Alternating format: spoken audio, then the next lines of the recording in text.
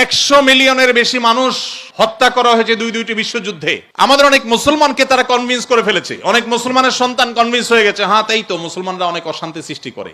অনেক মুসলিম বন্ধুরা প্রশ্ন করেন, ইসলাম যদি সত্য ধর্ম হয়, আল্লাহর অস্তিত্ব যদি সঠিক সত্য হয়, নাউজুবিল্লাহ, এরকম প্রশ্ন অনেক মুসলমানের সন্তান করেন, তাহলে মুসলমানরা কেন গোটা পৃথিবীতে মার খাচ্ছে? কেন ফিলিস্তিনেও আমরা দেখি বোমের নিচে মুসলমান? কেন কাশ্মীরেও আমরা দেখি নির্যাতনের নিচে মুসলমান? কেন সিরিয়াতেও আমরা দেখি নির্যাতিতে মুসলমান? কেন ইরাকে আমরা দেখি মার খাচ্ছে মুসলমান? কেন আফ্রিকা আমরা দেখি মার খাচ্ছে মুসলমান? কেন বার্মায় দেখি আমরা মার খাচ্ছে মুসলমান? কেন চায়নার উইঘুরে দেখছি আমরা মার খাচ্ছে মুসলমান? পৃথিবীর যেখানেই মার খাচ্ছে দেখবেন মুসলমান মায়ের নিচে আছে, উপরে মুসলমান নেই, তারপরও পৃথিবী বলবে মুসলমান সন্ত্রাসী। আমাদের অনেক মুসলমানকে তারা কনভিন্স করে ফেলেছে, অনেক মুসলমানের সন্তান কনভিন্স হয়ে গেছে, হ্যাঁ তাই তো, মুসলমানরা অনেক অশান্তি সৃষ্টি করে। 100 মিলিয়নের বেশি মানুষ হত্যা করা হয়েছে দুইটি বিশ্বযুদ্ধে। মুসলমানরা করেছে। মুহাম্মদ সাল্লাল্লাহু আলাইহি সাল্লাম তার আদর্শকে পৃথিবীতে প্রতিষ্ঠিত করতে গিয়ে 27টি যুদ্ধে তাকে সশরীরে অংশগ্রহণ করতে হয়েছে। এই সকল যুদ্ধে যত মানুষ মারা গেছে সবগুলোর যোগফল কত জানা আছে আমাদের কারোর? মাত্র 1000 মানুষ।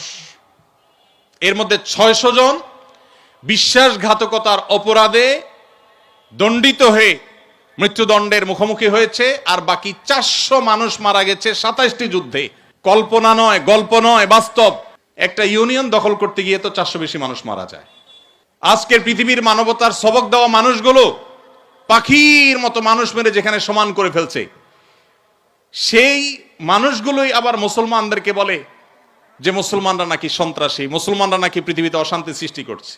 অথচ গোটা পৃথিবীর যেখানেই যুদ্ধ চলছে আপনি দেখবেন অস্ত্রের নিচে তাকালে দেখবেন মুসলমানের চেহারা, আর কোন ধর্মের মানুষের চেহারা আপনি দেখতে পাবেন না। এত কিছুর পরও মুসলমানকে গালি শুনতে হয়, সবচেয়ে বড় মিথ্যা অভিযোগ তাদের উপরে করা হয়। অথচ মুসলমানরাই হলেন পৃথিবীর সবচাইতে শান্তিকামী, সবচাইতে শান্তিকামী। যেই কোনো বিচারে আপনি উন্মুক্ত মনে যদি বিচার করেন, আপনি দেখবেন যে পৃথিবীতে কোনো গণহত্যার সাথে পৃথিবীর ইতিহাসে মুসলমান শাসকদের বহু দোষ ছিল, বহু ত্রুটি ছিল, শতকণ্ঠে আপনি সমালোচনা করতে পারেন। আজকের বিশ্বের মোড়লরা যেভাবে গণহত্যা করছে, পাখির মতো নির্বিচারে মানুষ মারছে ফিলিস্তিনের মাটিতে, সেই মানুষগুলাই যখন কোনো ভিডিও ফুটেজে দেখেন ফেসবুকে, ইউটিউবে, তারা হেলিকপ্টার নিয়ে তাদের সেনাবাহিনী গিয়ে একটা গর্তে, কোনো একটা ড্রেনে কোনো কুকুর ছানা পড়ে গেছে, একটা বিড়ালের ছানা পড়ে গেছে, সেটা উদ্ধার করার জন্য তারা লেগে গেছে, আপনি তখন বলছেন ওয়াও কত মানবিক তারা। সেই তারা যখন কুকুরের জন্য বিশাল বড় হসপিটাল করছে, আপনি বলছেন কত মানবিক তারা। অথচ এরাই নির্বিচারে পাখির মতো মানুষ হত্যা করছে। এবং অনেক সভ্য দেশ আছে যেই দেশে শুধু ফিলিস্তিনি নির্যাতিত ফিলিস্তিনিদের পক্ষে পতাকা নিয়ে আপনি রাস্তা বের হবেন, রাষ্ট্রের আইন অনুযায়ী আপনি অপরাধী বিবেচিত হবেন। এখনো আছে, এই সভ্য পৃথিবীতে আছে। প্রিয় নবী সাল্লাল্লাহু আলাইহি সাল্লাম যে দিন রেখে গেছেন, এখানে মুসলমান কোণঠাসা থাকবে, এটাই স্বাভাবিক। আমার কথা গেছিল সেখান থেকে যে অনেক বন্ধু বলে কেন মুসলমানরা এত মার খাচ্ছে যদি ইসলাম সত্য হয়। হ্যাঁ, ইসলাম সত্য যে তার প্রমাণই এটা যে মুসলমানরা মার খাবে। মুসলমানরা কখনো জুলুম করবে না, জুলুমের শিকার হতে পারে, মুসলমান কখনো জালিমের আসনে যাবে না। ব্যক্তিগত পর্যায়ে মুসলমান জালিম থাকতে পারে, সামষ্টিকভাবে সামগ্রিকভাবে বিশ্ববাসীর উপরে জুলুম এটা ছড়িয়ে দিবে, জুলুমের স্টিম রোলার চালাবে মুসলমানরা সামষ্টিকভাবে, এটা কোনোদিন হয়নি, ইতিহাসে কোনোদিন হবেও না।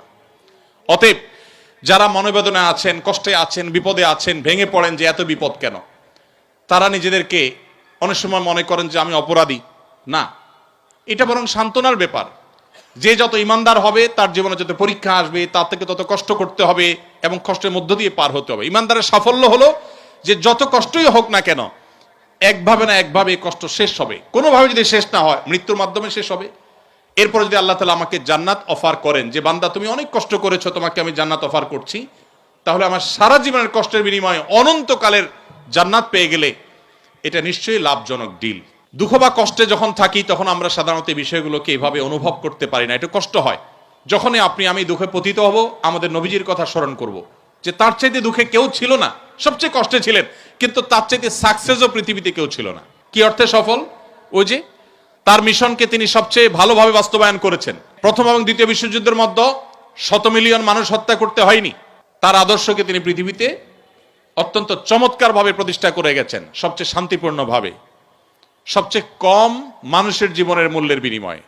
অতএব কষ্ট যখন হবে আমাদের সবর করতে হবে ওই কথা চিন্তা করে। আমাদের সমাজে একটা কুসংস্কারচ্ছন্ন বিশ্বাস আছে এখনো, গ্রামে গঞ্জে এমনকি শহরে অনেক মানুষ আছে, কারোর যদি বিপদ আপদ পিছ না ছাড়ে, একের পর এক বিপদ লেগেই আছে। দেখবেন অনেকে কমেন্ট করে, লোকটা কত বড় অপরাধী হলে একটার পর একটা বিপদ লেগে আছে, কত খারাপ মানুষ।